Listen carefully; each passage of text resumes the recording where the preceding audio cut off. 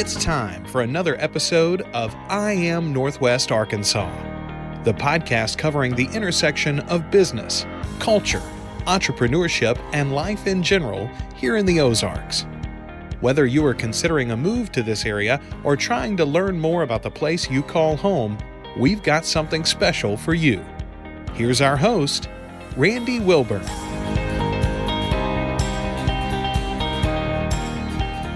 Hey folks, and welcome to another episode of the I Am Northwest Arkansas podcast. I'm your host, Randy Wilburn. I'm excited to be with you today as always. And listen, this person that's sitting in front of me, I have for the longest time tried to connect with her to have her on the podcast. I first met her when she was doing a pitch competition with Venture Noir.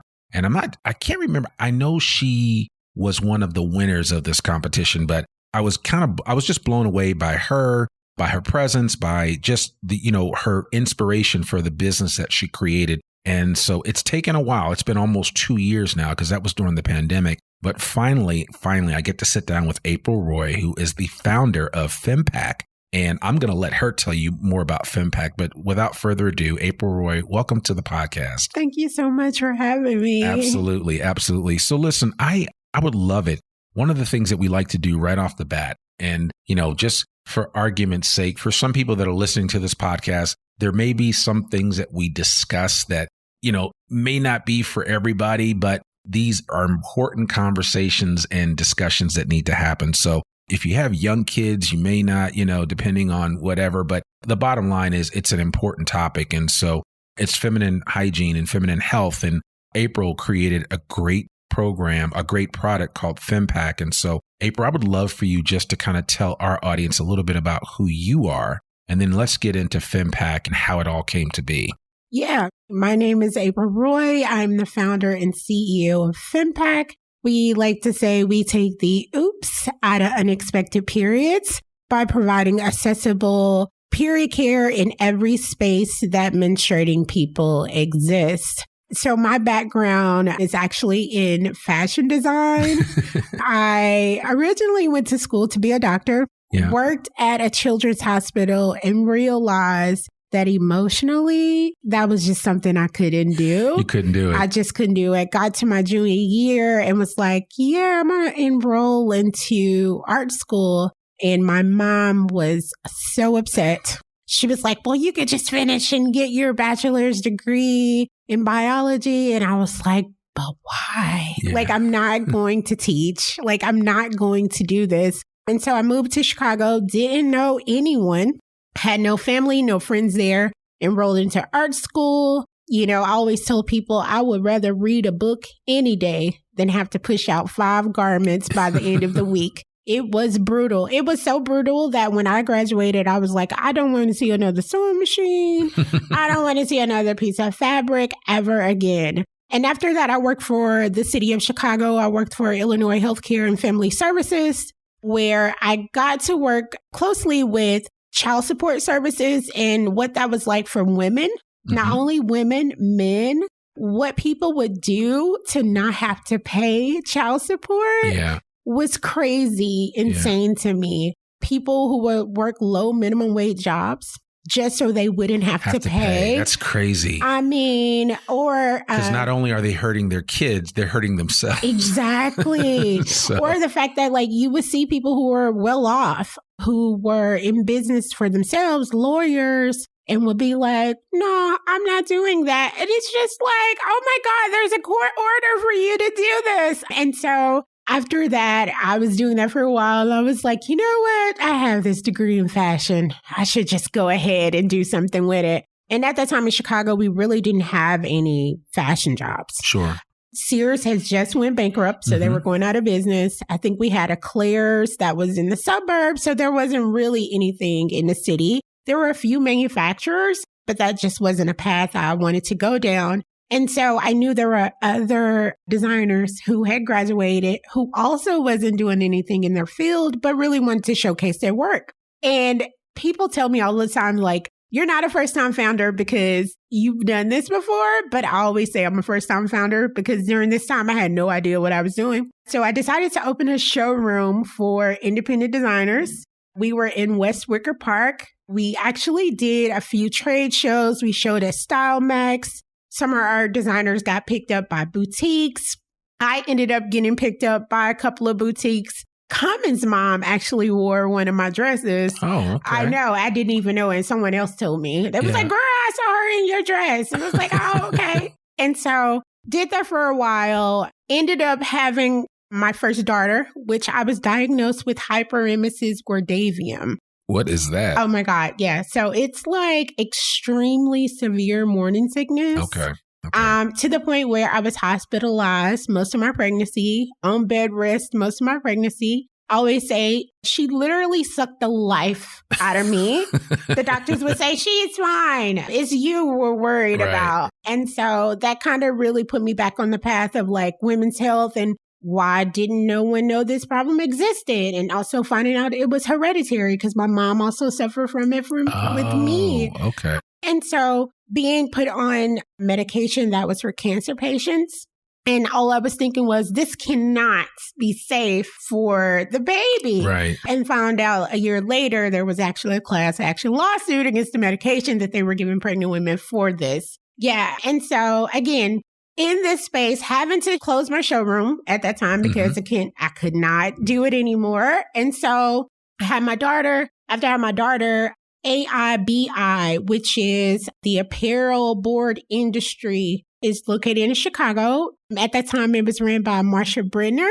She was a jewelry designer, amazing woman, one of the first women on WWD magazine in Chicago. Okay. And so she knew what I'd done with my company, and she reached out and it's like, hey, we're starting this local manufacturing company. We want to do it for independent designers. We saw the work that you did and we really would like to bring you aboard. And so I was like, okay, like I could do this. And so it really helped out a lot of other designers who were interested in not only manufacturing, but people who were interested in being a designer or being a seamstress and teaching them how to sew and all of these great things. So I got to work with some amazing people. The apparel board industry is still around, still prevalent in Chicago.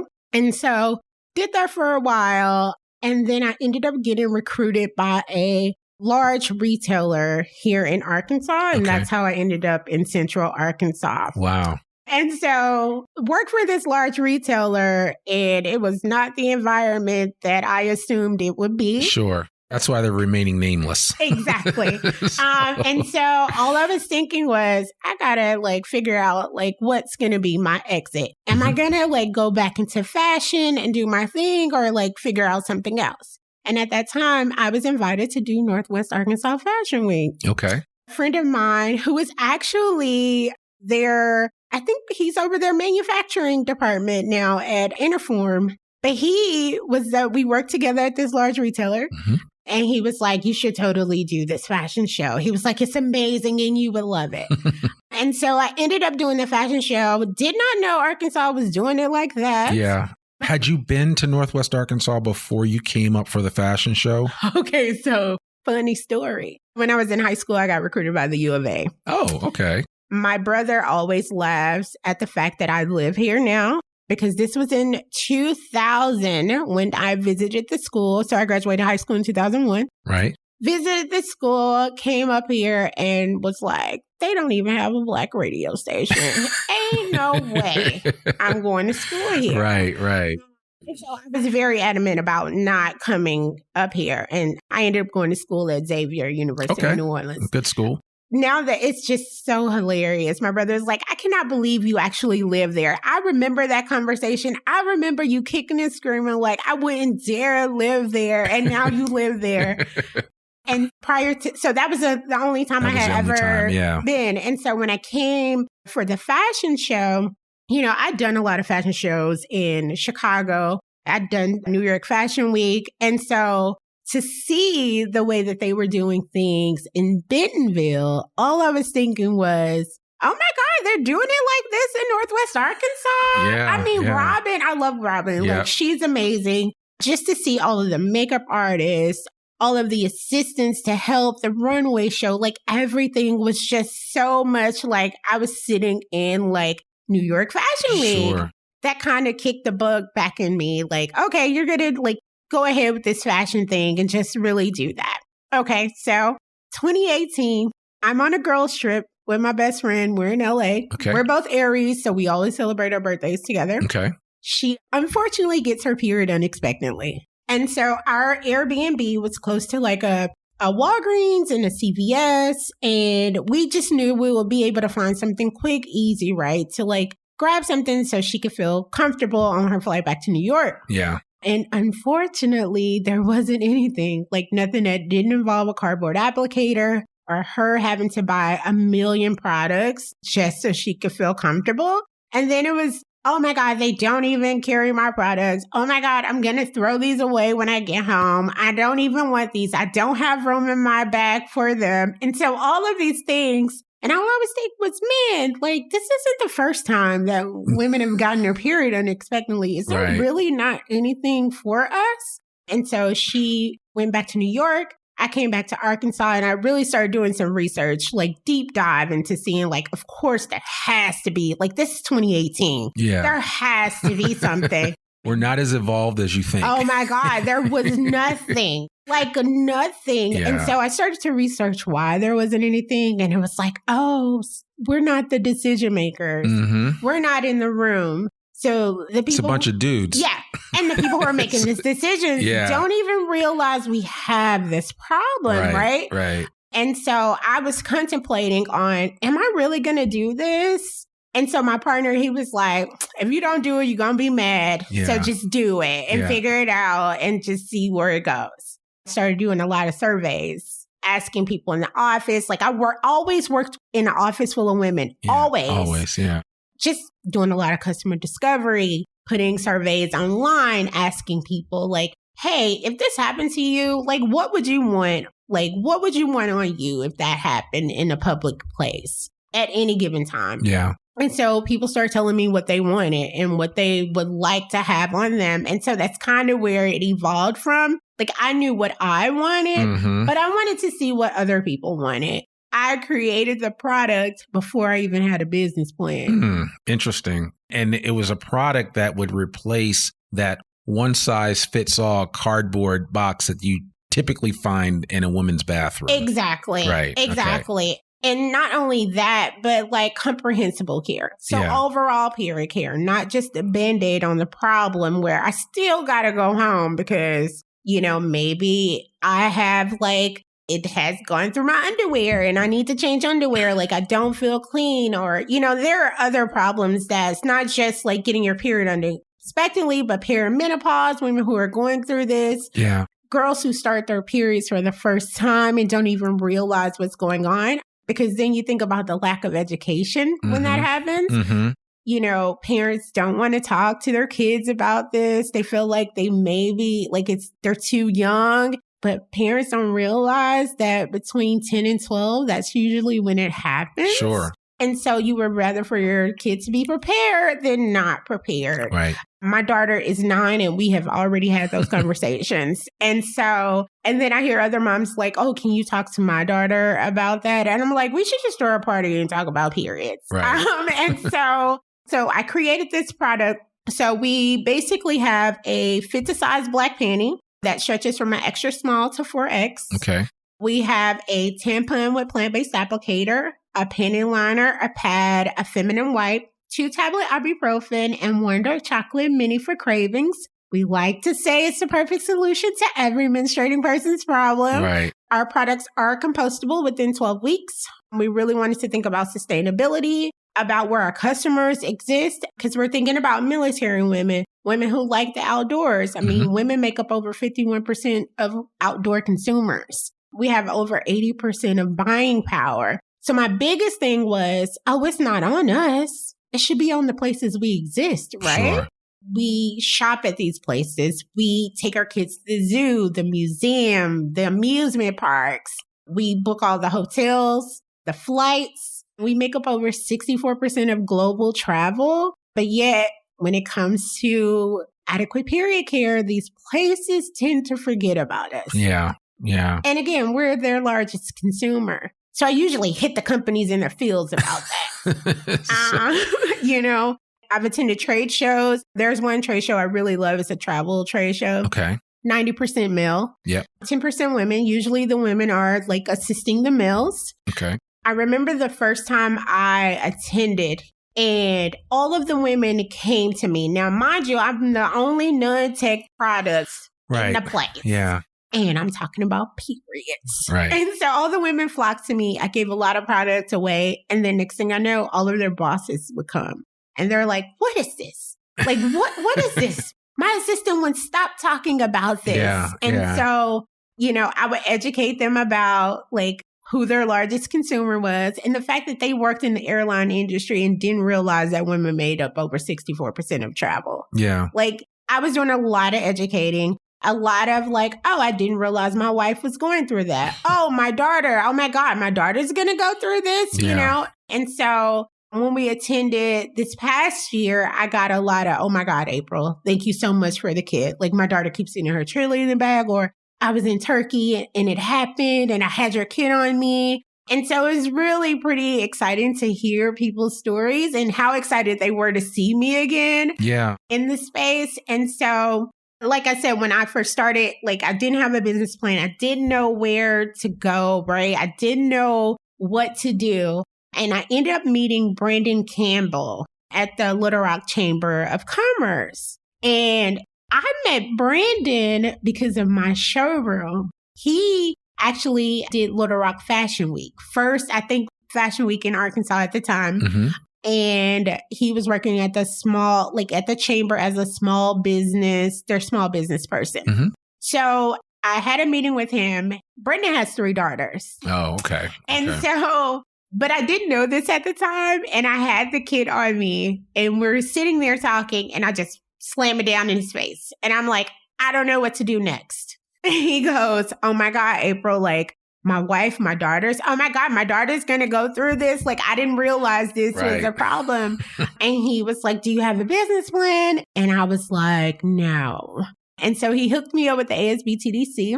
Mm-hmm. There I had my consultant, Patricia Long, whom I adore to this day, but she left. She decided her background was in banking, so she decided to go back to banking. Okay. But she helped you while she was there. Oh, God. Yeah. Like, she's the reason why it became bigger than an issue for me and my friends. Yeah. She made me see how globally needed it was. And so from her perspective, I really got to thinking about, so it could be just bigger than me and my friends and me selling to like small boutiques. And so her and Brandon encouraged me to do an accelerator or attend an accelerator event, right? It was at the Venture Center. I'll never forget this. Rosemary Truman with the CAI, Center of Advancing Innovation. They were doing the Scale Challenge with the Walton Foundation as a partner. Okay. So I'm in this room and I see all these people around me and they're talking about AI, like all this innovation. And I'm like, all tech related. Yeah, all tech related. Right. And I'm like, this is not for me. And your product is low tech. Exactly. Yeah. And so I'm just like, yeah, this is not going to be for me, but I'll go up to her and talk to her about it just to like get her advice. Mm-hmm. And so I approach her after the event and I tell her what I do and like what I was looking to do with our product. And she pulls me to the side and she was like, why do you think this hasn't been solved? Like, why do you think this product doesn't exist? And I was like, oh, girl, we not in the decision-making room.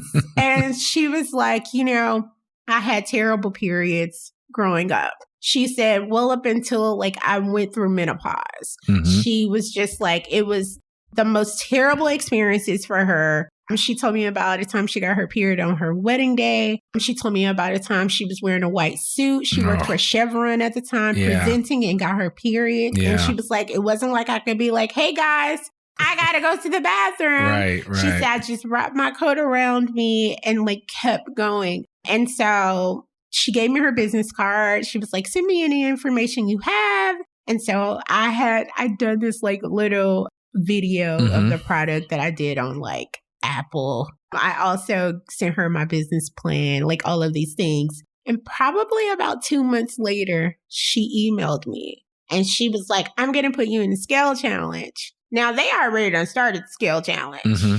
I worked full time. I'm a mom. And so it was just like, okay, yeah, sure, I'll do this. Like she just literally threw me in. So I had a lot of catching up to do. Okay.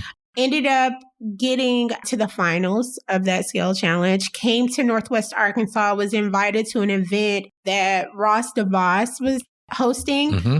If I'm not mistaken, it was an event with the Federal Reserve at Crystal Bridges. With the Heartland Ford. Yes, with the Heartland Ford. Yep. So I attended that event and I was so tickled because I'm looking around the room and I'm like, oh, these people are so serious. They have no idea what I'm talking about.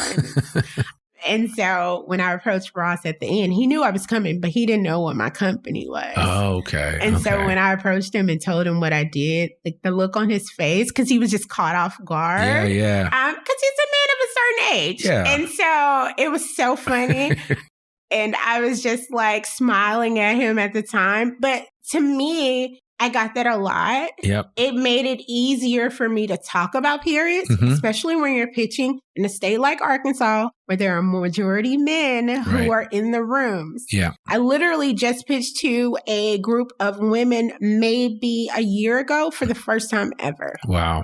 And so, again, it made it easier for me to talk about periods. I always pick the person out who looks the most uncomfortable and stay on them. Right. That's so they can really understand what it is. Drive your point home. Exactly. Yeah. And so did a lot of accelerators, ended up winning that accelerator with the Scale Challenge. Okay. That's how I kind of ended up coming to Northwest Arkansas, ended up being recruited. The chamber invited me. Did a lot of pitch competitions. A lot of pitch competitions. A lot of accelerators as well.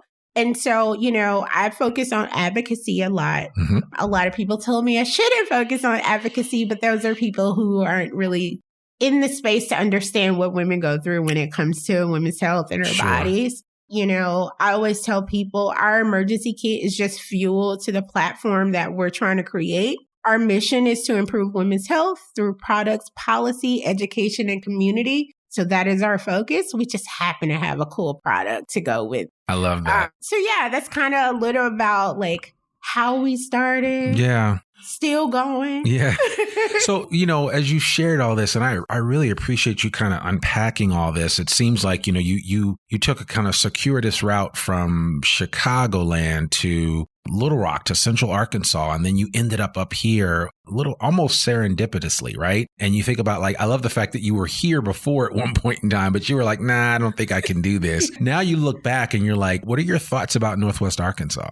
Well, Northwest Arkansas has grown a lot. Yes. They got a Black radio station. Yes, y'all. they do. I was about to say, there's a few things like that do exist. But mostly for me is when it comes to entrepreneurship, how supportive everyone is. Exactly. From businesses to just regular old people, everyone wants to support in any way they can. I was on a panel at the U of A, and on the panel was some pretty amazing people. And all I was thinking was, I have no business being up here. And they were like, no, you totally deserve to be here. But I'm like, you guys are here. Yeah, absolutely. And I'm like, sometimes I still suffer from imposter syndrome. Oh, yeah, it's real. It's a real issue. Real, yeah. But I will say this, it kind of went out the window for me earlier last year. Okay.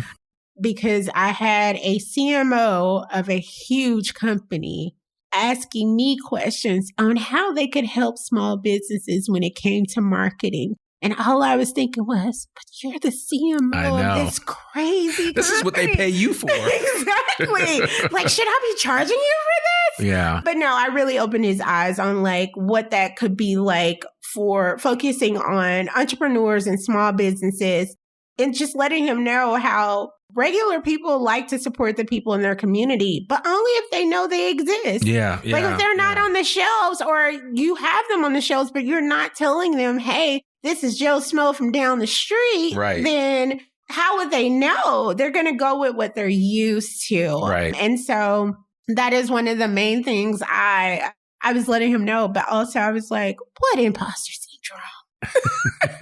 This man is asking me this. So I think it comes with getting more comfortable with like being in the rooms with people you think you're not supposed to be in, but also thinking about like, hey, if they're in here, I'm supposed to be here too. Exactly. Like, there's nothing different from them and me. Like, I put my pants on one leg at a time like they do, you know? And so I think it's about just getting over it, but that only comes with time. Yeah. You know, practice makes perfect, I like to say. Yeah. And so, yeah. Yeah, no, you're absolutely right about that. And as I'm kind of in my head, I'm unpacking your whole story and I'm just thinking, man, you know, everything has kind of fallen into place for you. I mean, I always look at the trajectory of people's lives, right? And I've had the good fortune to talk to so many amazing people, yourself, present company included. I'm just kind of blown away by the fact that, I mean, I don't think it was a mistake that you went through a couple of years of medical school training, that you were going to get a science-based degree, that you also, you know, had a proclivity or a love of design. Exactly. And how all of those things kind of married together perfectly for such a time as this, where, you know, finally people are ready to have this conversation. And a lot of the reason why they're ready to have the conversation is because you took a very thoughtful approach to creating a product that you thought could transform the lives of women all over the world. Yes. And like you said, the wrong people were in the room. Not that they were bad people. It's just people that don't typically think about that. I don't think about that. I have 3 boys, so clearly I don't think about that. The only reason why I think about it is because my wife deals with it, and that's it. Right. And so that's the only frame of reference that I have. But I mean, you lived it and you live it, and it's a much different experience for you. But you've kind of said, you know what, I'm going to solve this problem. And, you know, when you think about it and when you kind of lay out what you've actually put in this package, what femPAQ actually is, the problem is solvable. Mm-hmm. It's how do you apply? Yes. How do you apply the solution? Exactly. And femPAQ is that solution. And it's a solution in New York City. It's a solution in Northwest Arkansas. Yes. It's the solution in Kampala. It's the solution in Botswana, in South Africa. I mean, no matter where you go, Shenzhen, China, it's the same solution. Exactly. Right? Because women are the same all over the world. So, you know, it's funny you say that because we get a lot, well, there's no tech involved in this product. And I'm like, listen, I said, you will invest in the company that has 4 other competitors that are exactly like it. Yeah. I said, but there's only one femPAQ. Yeah. Like, we are the first FDA approved period emergency kit in the period care space. Right. I said, and we will always have customers. Yeah. It will never not. And if there isn't, then something's wrong. Yeah, absolutely. Yeah. So, okay. Yeah. So almost it's like, you know, I know they use these words like unicorn, right? It's like, yeah, you guys are kind of like a unicorn in your space because nobody else has decided that they needed to focus on this. Right? Everybody wants to have the next Chat GPT, artificial intelligence machine. And I'm not begrudging any of that. I think it's all important. Oh, totally awesome. But this is, I mean, the human biology has not changed in 5,000 years or beyond. Yes. And so it's like some of the things that they were dealing with then, they're still dealing with today. But you found a solution to something that somebody said, you know what, we've just never thought about this. Right. Right. And so it's, I mean, I think the timing is perfect. Oh, yeah. And I think you're the perfect person to kind of see this through. And like I said, I've kind of admired you and kind of fanboyed you from afar as you continue to navigate this. And so it's encouraging to me, right? Because you're right. Imposter syndrome can affect anyone. And I think there are people that are listening to this that have amazing ideas like you had and are just sitting on them. Yeah. And, you know, I'm hoping that somebody is going to listen to this episode and say, you know what? Outside of the fact that she lives in Northwest Arkansas and that's an amazing place to live, she is going to encourage me to get off of my assets and get out there and share, you know, whatever I think I have. You know, I've got a book in me personally, and I'm working on getting that out. Nice. Because I know the world needs to hear it. But of course, from time to time, imposter syndrome creeps in and it says, oh, who are you? You're not Toni Morrison. I know I'm not Toni Morrison. I know I'm not Alex Haley or whomever, you know, great author that you can think of, fill in the blank, but I'm Randy. Yes. And I have a story to tell. Yes. And just like anyone else listening to this today, you may have an idea for a business. You may have an idea for a product. I personally can't think of a better place to be when it comes to creating a product, because if nothing else, one of the things I think you did, which was super smart, was you did your research. You did your investigation. Yes. You looked at things from an historical aspect to see, why hasn't this been already addressed? Maybe you were, because I know early on you were probably like, am I missing something? Yes. Was this something that was already worked out? Exactly. And it certainly wasn't those really weak cardboard things that they stick in restaurants and some other places that I've personally seen. And I've been like, well, what is this? And it's like, I wouldn't want to put that in my body or do anything like that. So, but when you start talking about pads and panty liners, and when you think about like some of the simple issues that come up, and then you add ibuprofen, you add chocolate. I mean, you've kind of, it's like a one size fits all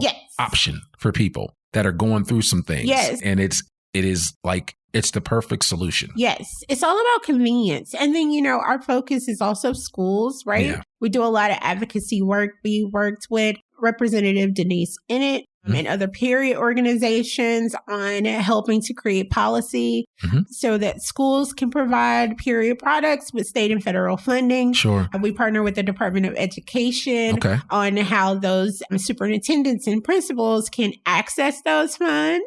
We're also working to end the pink tax here in the state. Okay. What is that? So the pink tax is basically a tax on period products, as well as a tax on, I like to say, women's products. Yeah. Yeah. I had someone to tell me, April, you're right about that pink tax. My mother-in-law and my father-in-law bought the same boot, and hers were significantly more because hers were pink. Yeah. And I was like, like grooming, ours costs more because our razor is pink. Exactly. But here in Arkansas, they were pushing for HB 1065, which eliminates the tax on all menstrual and period products here in the state. Now, I have reached out to the tax committee. I suggest y'all reach out to the tax committee as well, because there is no reason for us to have a tax on our periods when they don't even tax billboards in the state. So which one is more of a necessity? Yeah, absolutely. Is HB 1065, is that still in process? Yeah, they were going to try to put it back on the floor this session. And so we're hoping that the people could get behind it. We know they're focusing on other unnecessary things. And so we're hoping that this issue comes up and that they'll go ahead and pass it. Again, reach out to your local representatives and ask them about HB 1065. And let them know, you don't want to pay taxes on your period. You can't help that you have one. Right. It is not a luxury. Yeah. I did not ask for this. And y'all would not be here without it. Right, exactly. Yes, we have to recognize that. Yes. So, yeah. Yeah, so there are a lot of people doing amazing work in the state around menstrual equity that we partner with. Again, Arkansas Period Poverty Project is one. More Chances Period is another. And they're doing amazing work in Central Arkansas. I've also partnered with an organization in Alabama at Auburn University. Okay. We also got a bill passed that Title I schools get period products. We're hoping they expand to all schools. We're also helping them to create 4 policies around menstrual equity. Okay. We're also looking to create a bill here in Arkansas where SNAP benefits could be used to purchase period products. Yeah. Senator Bozeman, if you're listening to this, Senator Womack, we need this. When it comes to the SNAP benefits, there are 2 in 7 women that live below the federal poverty line here in the Arkansas alone. Yeah. So, having to decide on getting school supplies versus period products for your kids or yourself, that could be a big issue for women living below the federal poverty line. Sure. And so just being able to have that, if we really care about the women in our state, we really care about kids, there are ways that we could help to alleviate some of the burden on the women and children in the state. Okay. So if I know of a store that wants to bring your product in, how does that work? Yeah. So we do wholesale. Okay. All right. It's funny because I'll tell you a story about, so we're actually in 2 hotels in Bentonville. Okay. The owner, who is a male, he was like, oh, well, I'm a product of all boys. And then he goes, and then my wife has all boys. And he was like, this has never been an issue for me. And I was like, bet all of your employees are women, huh? And he was like, yeah, they are. And I was like, so what do you do when they get their periods unexpectedly? Yeah. And he was like, I never even thought about that, April. And I was like, yeah, so think about the women who visited your hotels and they don't have access. Like, what do you do? And right then and there, he made the decision to pick us up and put us in this hotels. But again, like, those are things we think about. Like, okay, well, you can reach out to us. You can visit our website at femPAQ.com. That's F as in Frank, E, M as in Mary, P as in Paul, A, Q. We have a contact form if you're interested in carrying us. We also will be in a bunch of retailers this year. Yep. So last year we were like totally preparing for retail. I thought that it would be a longer process because, okay, yeah, we're an emerging brand. Retailers not going to be checking for us like that, right? We hired a sales team. My head of sales is a former P&G executive with over 25 years of sales experience, and she's a beast at her job. And so she convinced me to do this program with Range Me. It's a platform for vendors and buyers. And so I do this program and we're meeting with like 13 buyers. And I'm like, okay, it'd be good to get on the radar, but there's no way they're going to pick up femPAQ. Yeah, they were all interested. Every single one was looking to innovate their feminine hygiene space, and they thought this could be a great space and a great product for their space. And it was just like, hold on, I was not prepared for this. And so there was a lot of like, hold on, or no, we can't drop ship. And just really thinking about the spaces we wanted to roll out in. And so we got picked up by a distributor whom I just found out. I was thinking it was going to be 200 doors. Yeah, it turns out it's going to be 458 doors. I am not prepared for that. I mean, I'm getting prepared, but you know what I'm saying? Well, it takes money to do all this. It's somebody who has not raised. Okay, y'all, listen to me. But again, with that comes with leverage. So my whole thing was trying to get as much leverage as I can, because when you're raising money, it can be expensive. You know, especially for founders, like you don't want to give up too much of your company. So that's why I do a lot of pitch competitions and looking for non-dilutive funding so that we can, you know, at least keep the majority of our companies, because I want to be able to give a lot of equity also to our employees. You know, I know what it's like working for a company who don't invest in their employees. I always think about investing in human capital and what that can do for the world. Again, I always have my advocacy hat on. But, you know. Well, that probably will never change. Yes, though. Exactly. So, exactly. You got to take both sides. Exactly. And so I'm like, I know what I can do on my part.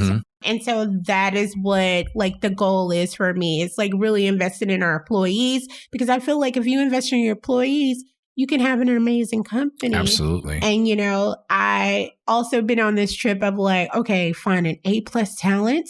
I got invited to a P&G event by Candace Brackeen of Lightship Capital and Lightship Foundation. And it was so funny. I was at this P&G event and this serial entrepreneur, this Black guy, he had like made a bunch of money during the .com bubble and all of these things. And he said, you know, in order to have an A+ company, you have to hire A+ employees. And that has always stuck with me. And so like looking for talent, like especially where we are right now, like, okay, I have to hire an operations person. I have to hire a marketing person. And I just found an operations person. And when I say she is a total, like, oh my God, like seasoned, you know, she's done this before. The other companies she's worked for and helped them to grow millions of dollars. And, you know, I'm like, okay. And then her saying she wants to work with femPAQ, like, has been amazing. I'm also a part of this group called Level. They're looking to close the racial equity gap. So they only invest in Black women, Black and brown women, but they are a multicultural like company. And so I'm a part of Circle 15. And it's so funny, when I met them, there was so much synergy there. And just like listening to all the things that they have done. When our lead, I think she is the head of marketing for masterclass. Okay. And so as she's saying this, I'm sitting on the call and I was like, the masterclass? And she was like, yeah, the masterclass. I'm like, see, like all these women, like we gonna be great, y'all. Right, exactly. But you know, like surrounding yourself around people who are willing to not only inspire you, but like help you get to the next level, which also has put me in the position to co-found femHealth Founders. Sure. You know, and that's with you and Elizabeth Pringer and Natalie Shue. Sure. You know, so how that came about, it was so funny. I was recruited by the chamber. At that time, Grant, what is Grant's last name? It's Grant. okay. He was the CEO at the time. All right. And James Bell had just been recruited to the area. Mm-hmm. And so we were at a meeting and I was telling him about femPAQ. He had heard all about femPAQ. And so I was talking to him and I was like, you know, what I really would like to do is like create some kind of hub for like other femtech companies. Sure. Because at that time, according to PitchBook, I was the only femtech company in the state. And I'm like, that cannot be true because y'all didn't even know I existed. Right. So I know there are other like femtech companies, femHealth companies, women who are building companies around women's health. They have to exist here. And so fast forward, I was speaking at the Women's Business Conference. Mm-hmm.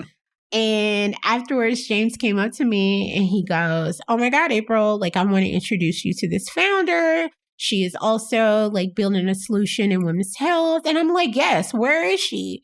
And so it was Elizabeth. Okay. And so I like grabbed her. Mind you, I didn't know her, but I just grabbed her. I was like, come on, girl, we going to do this. Yeah. And so then James goes, well, now you can do that thing you wanted to do. And it was just like, oh my God. Yeah. And so Elizabeth had met Natalie in a customer discovery, if I'm not mistaken. They both were part of the iFund.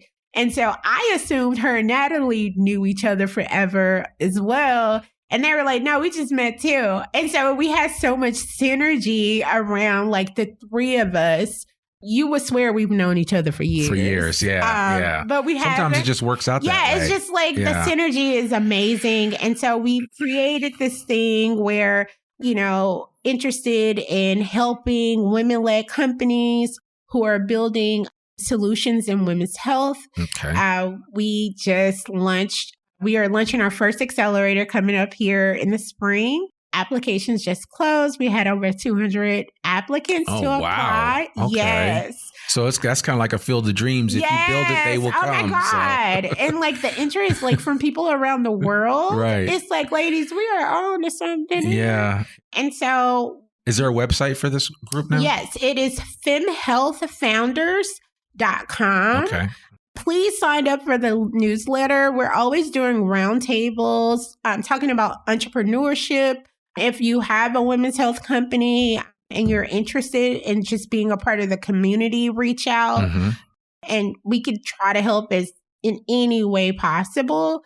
But yeah, we really just wanted to make sure other companies didn't go through the same things that we've gone through as founders. Yeah. You know, you realize every accelerator is not the same, but are the same. Mm-hmm.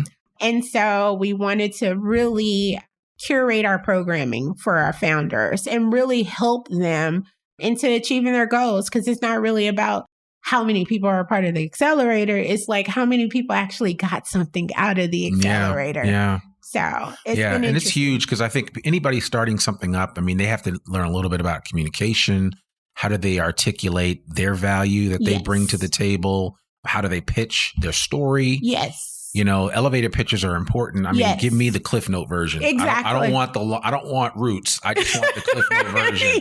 Tell me what you're trying to do in 30 seconds or less. Yes. Go, right? You know what I'm saying? And so I think that's one of the key things that a lot of startups struggle with is communication, right? And you've got to be able to just off the top of your head, spit out exactly what you're about and the difference that you're going to make in the lives of those people that utilize your product or service. Yes. And that comes with practice. It does. It definitely does. You know, I always say practice makes perfect. It's like one of my things. I always tell everyone, people always think like, oh my God, you're such an expert at pitching. I'm like, you have no idea wash, rinse, repeat. You keep doing it over. That's what people say to me about podcasting. And I'm like, listen, after 1,000 podcasts, yes, I should sound like I know what I'm talking about. And it should sound effortless. Exactly. But I've put the work in. Exactly. You put the work in with the pitch competitions, which, by the way, I have to ask you this.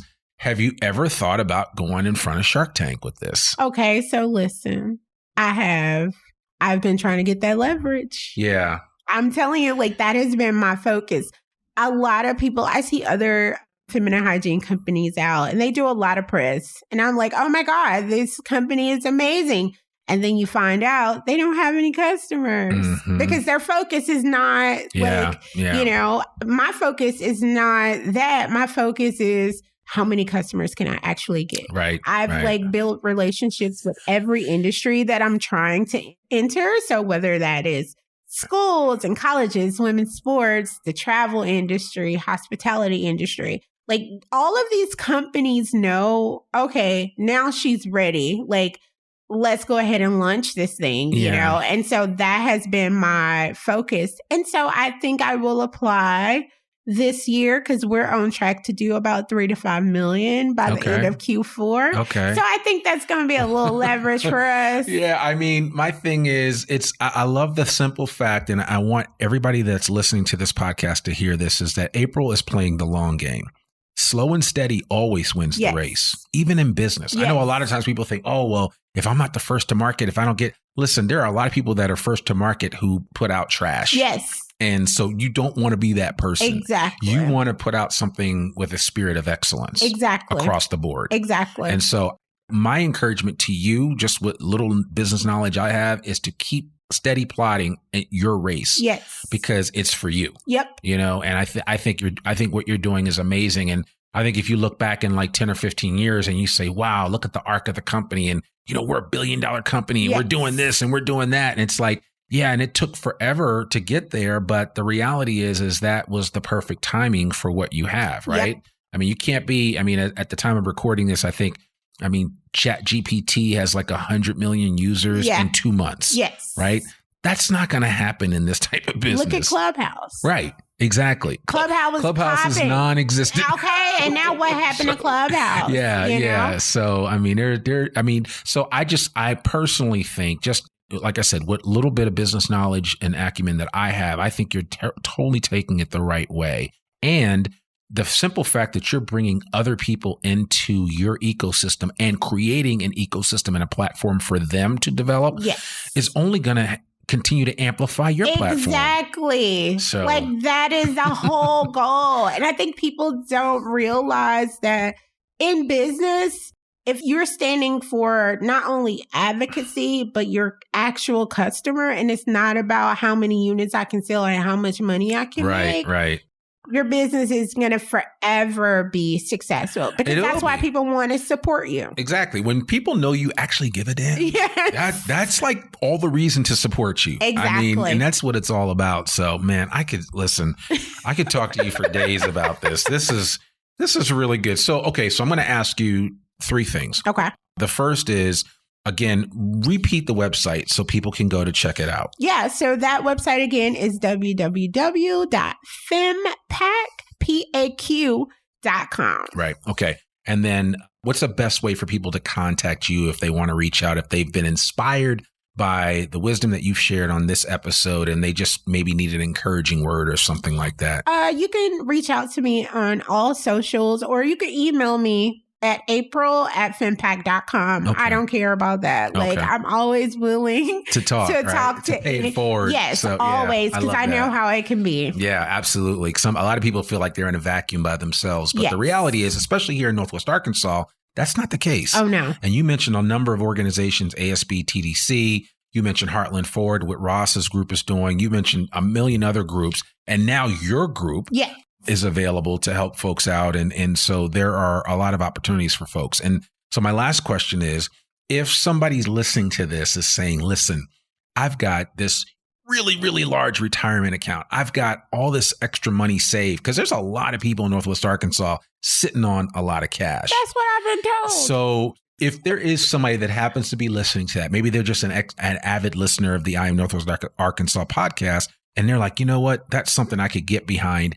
How would you like them to connect with you, especially for those folks that are willing to do undiluted investments into femPAQ, right? Because that's the key thing. One of the things that we always tell people is that a lot of times, and one of my best friends and a mentor of mine has always said to me, don't give away the farm right at the onset. Yep. And so you're kind of taking your growth smartly because you're not willing to just give up so much equity in your company. That's one of the biggest mistakes that founders make.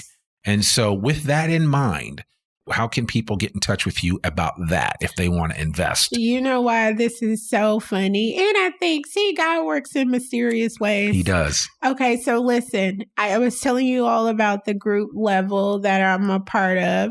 So Level, I won a $30,000 investment from their pitch competition. Oh, congrats. So Level only invests through WeFunder because they are not accredited investors. So they use WeFunder as a platform. So I had to create a WeFunder account.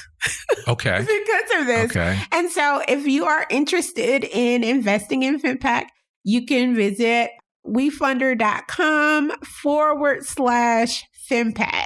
Okay. Perfect. Like that, this is crazy. Yeah, no, that's good. I'm glad. Well, and I'm going to visit that myself because I'm tremendously interested in this. And I told my wife I was meeting with you, so I can't wait to share the rest of this story with her and also just share this whole story with the I Am Northwest Arkansas audience because I think they will appreciate it. But yeah, I will make sure that all of this information is in the show notes. Thank you. And that we can continue to press this forward. Last but not least, what would you say to somebody that's thinking about moving to Northwest Arkansas? No matter what their hue is, what would your encouragement be to them for this area and what it represents to you? I would say do it. Like I told you guys, I was hesitant. You know, when I visited for a boot camp with Venture Noir in 2020. Shout out to Venture Noir. And Bjorn Simmons, who was running Venture Noir at the time. Yep. At the time, he goes, well, April, by the time you leave, you're going to want to move to Arkansas. You're not to Northwest Arkansas. You're not going to want to live in Central Arkansas. And I was just like, okay.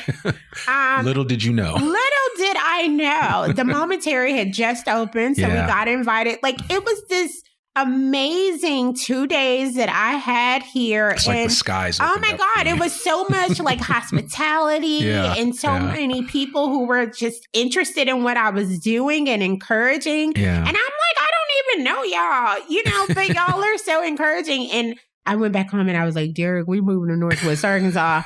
And so I have to say we've excelled here.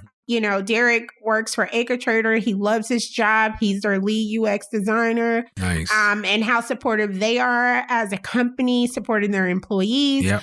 And just, other, like I said, other organizations. I've been on the news a few times here. Yeah. It's weird. Yeah. I've never seen it. But like I've been on it because I filmed it. But like other people send me like, oh, here's the link, you were on it. And it's just like, man, I've been on the news so many times up here. It's so weird. Or people like approaching me like, oh my God, are you the founder of femPAQ? And I'm like, yes. But again, it's always like amazing how people come up to you and just give you encouraging words because that's what keeps you moving, especially as an entrepreneur. Like sometimes you just need someone to say, I love what you're doing. So you're like, oh, that's just one more boost to keep me going. Exactly. Exactly. So I would definitely suggest to move to Northwest Arkansas. I keep telling everybody to do it. Well, listen, I'll make sure the Northwest Arkansas Council sends you a check. So that's awesome. You hear that, Jeanette? Yeah. So that's cool. Well, I'm also saying that because at the time of recording this, the Northwest Arkansas Council is now a new sponsor of the podcast, I Am Northwest Arkansas. So we certainly will be giving them more shout outs. You'll probably hear some of their commercials on the podcast when you listen to the episode. But we are certainly working with them to help advance several initiatives here in this area, including workforce development and, more importantly, affordable housing. Oh, which is a major issue, right? Because as you grow femPAQ and as you attract people to come here to work for you, you're going to want them to be able to find affordable housing. Yes. Right? Yes. Because if they're priced out of the housing market, even if you offer them a decent wage, what good is it for them? No, that is. Because that's what people are struggling with on the coast, right? Yes. I mean, So that's real talk. But that's awesome. Though. Yeah, we'll share more on that soon. But anyway, I'm excited to mention that. But April, thank you so much for joining us on the podcast today. Thank you. Finally glad we got this one done. Hopefully I didn't talk too much. No, you talk just enough. And I tell people all the time, I say, listen, this might be the kind of episode where you have to break it up into two. You got your first 30 minutes on the treadmill, and then you could take a break. And then when you go walk your dog this evening, you listen to the other 30 minutes. And then you'd be encouraged and email April and tell her how much you appreciate her. So, that's awesome. And support women's health, y'all. We need it more than ever. Yes, because there's more women than men in the world. Yes. Oh, my God. So, yes, please. It's not a selfish request. I know, but I get so surprised when people are like, oh, my God, this is such a huge market. It's $1 trillion industry. And I'm like, dude, it's been like this for everywhere. It's been like this for life. Yes. Like, oh my God. Did you not know you came from a woman? Yeah, no, absolutely. That's hilarious. So, well, thank you so much for coming on the podcast. We really appreciate it. Yeah, thank you so much for having me. I so appreciate it. Absolutely. Well, folks, that's another episode of the I Am Northwest Arkansas podcast. To learn more about us or to read or download the show notes from today's episode, visit IamNorthwestArkansas.com. You can listen to this podcast and sign up for our free newsletter to keep up with us and all things NWA. Make sure you sign up today. You can also subscribe to the I Am Northwest Arkansas podcast wherever you listen to it. And please consider rating and reviewing us on Apple Podcasts. Our podcast comes out every Monday, rain or shine. I'm your host, Randy Wilburn, and we'll see you back here next week for another new episode of the I Am Northwest Arkansas podcast. Peace. We hope you enjoyed this episode of I Am Northwest Arkansas. Check us out each and every week, available anywhere that great podcasts can be found. For show notes or more information on becoming a guest, visit IamNorthwestArkansas.com. We'll see you next week on I Am Northwest Arkansas.